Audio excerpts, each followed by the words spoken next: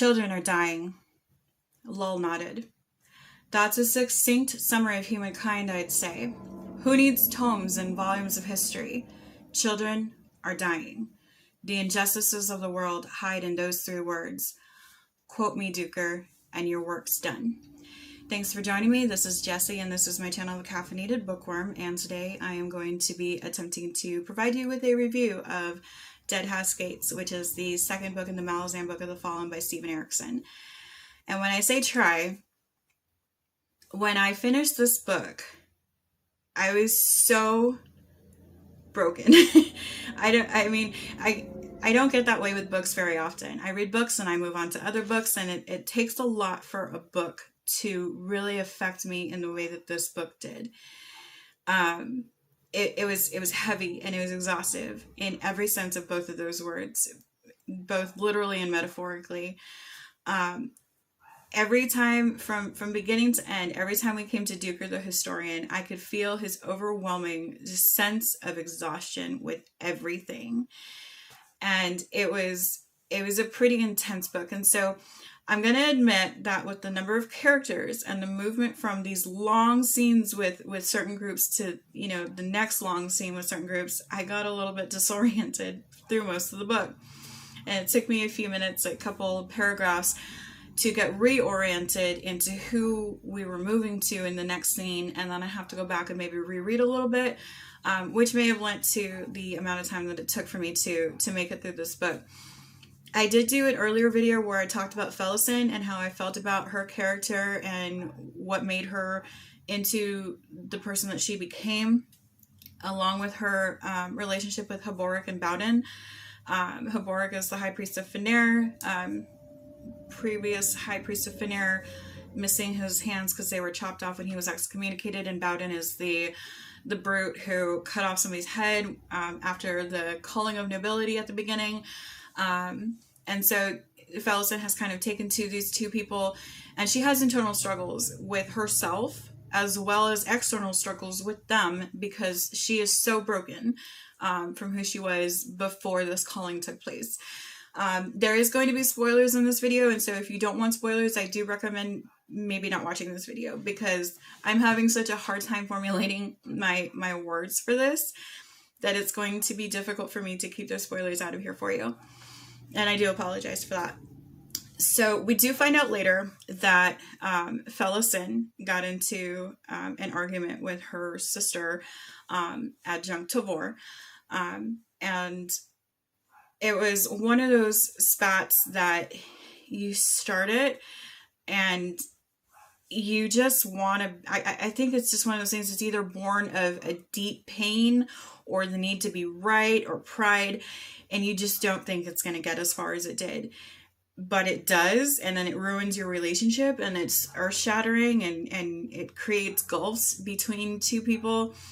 And so that's where Malazan is with her sister. I mean, and you can see, you can tell in the way that Malazan talks about her sister during the few points that she does throughout the book, that all she does is long to get back at her sister for what she did to her. And so there's a whole other background behind that, and then other stuff that happens to Malazan that kind of changes, like, I want to say it changes the fundamental structure of who she is. And I can't say that that's something that's born of entitlement or of nobility or being spoiled. It comes from being broken from many different ways. Her story just in itself is so heartbreaking. I am not going to cry on this video. I'm going to try very hard not to cry on this video. And I have to tell you that there were times in this book where I was bawling, and I did not expect that. There's a lot of horror in this book.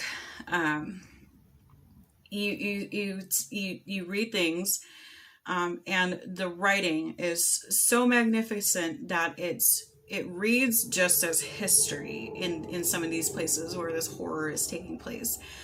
But you can't just read through it and not be affected by it. And so there's a lot of that in here. I want to read to you something from a part with Kalam. And this seems to be a prevalent feeling throughout the book as well, not just by Kalam, but by a lot of people who are risking their lives to save the refugees, risking their lives for other people. Um, the image was etching itself into Kalam's heart like acid into bronze.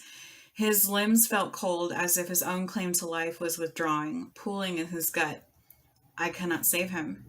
I cannot even kill him in swift mercy. Not this lad. Not a single one of these hundreds of Malazans surrounding this army. I can do nothing. The knowledge was a whisper of madness.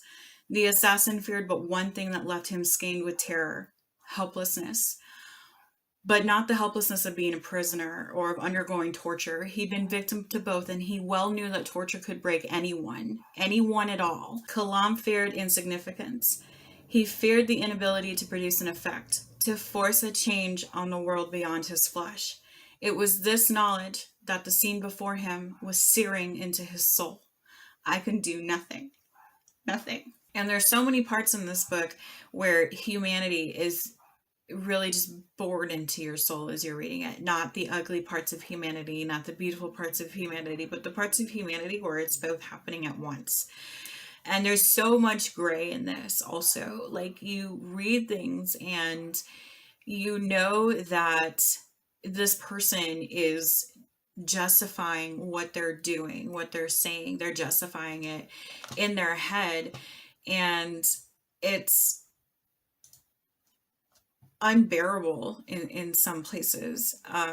There's this relationship between Mappo and Icarium, and Mappo is a Trell who has been tasked in taking the Jagged Icarium and making sure that he doesn't release his rage again, because he has a very destructive past.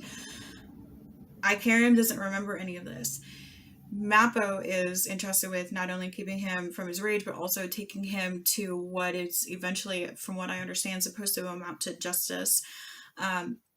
But there's a point where Icarium comes upon a place that he destroyed, and everything in the place is destroyed except for his creation. And I think that at that point he's going to start to comprehend what he's done. But Mappo and the others in their group also kind of steer him away from that and convince him that it was something else other than what it was. And so you have this relationship with Mappo and Icarium that is so intricate and delicate, and unfortunately based on lies, but also on a beautiful love for each other, because they have this friendship that has developed over time as Mappo has been entrusted with taking care of Icarium. And you can see the internal struggle with himself. Like when Icarium says something and Mappo holds back, there's the internal dialogue that Mappo has with himself, and then there's this doubt that Icarium has that passes through him every once in a while, where he wonders what it is that his friend is hiding. And it's just the dynamic of that relationship is so intricately written into this book. It's phenomenal. There's another part in here that had me just absolutely, oh my god, it was so brutal. Oh, the horses. Okay, so the 7th, you have Coltane, and there's this troop coming up a hill, and they're tired. For all of the scholars tried, Duker knew that there was no explanation possible for the dark currents of human thought that roiled in the wake of bloodshed. He need only look upon his own reaction when stumbling down to where Nil and Nether stood, their hands gummed with congealing blood, sweat and blood on the flanks of a mare standing dead. Life forces were powerful, almost beyond comprehension, and the sacrifice of one animal to gift close to 5,000 others with appalling strength and force of will was on the face of it worthy and noble, if not for a dumb beast's incomprehension at its own destruction beneath the loving hands of 2 heartbroken children. So later we find out that the horse's blood was boiling in its veins. I'm not going to cry. Nil and Nother are another ones, another set of characters that really got to me. So near the end, I'm not gonna cry. So near the end, oh my god, and it's just so brutal because you go through this whole war, and then you get to the end, and Coltane is right there at the gate, and they get him, and they crucify him, and they won't kill him. And Nether is screaming and begging for them to release him, in effect kill him, so that he's not suffering anymore. I was bawling. I am trying not to bawl now as I'm telling you this. I was bawling. There is nothing in this book that got me as much as that, because it's a child. Nether and Nil were twin mages. They were children. They were reborn of other mages. So was Sormo, but they were children. And Nether is screaming for them to release Coltane, and that got me. There is something else. Oh, the butterflies. Oh my goodness. And so there's scenes in this war that take place in a beautiful background. This beautiful background of millions and millions of yellow butterflies. And there's war and bloodshed everywhere. And it makes mention of the blood that stains the wings of these yellow butterflies. And it's just so heavy. I know I've said that already. It's so heavy. There were times where, I had some chuckles. There were times where I got angry with a character and I was like, oh my god, that's so annoying, please stop. A lot of people like Crocus. I did speak with a couple of people who said that Crocus was one of their favorite characters. Crocus didn't leave any really lasting impression on me. I don't know why. He just didn't. For me, it was Felison, it was Duker, it was Nil and Nether.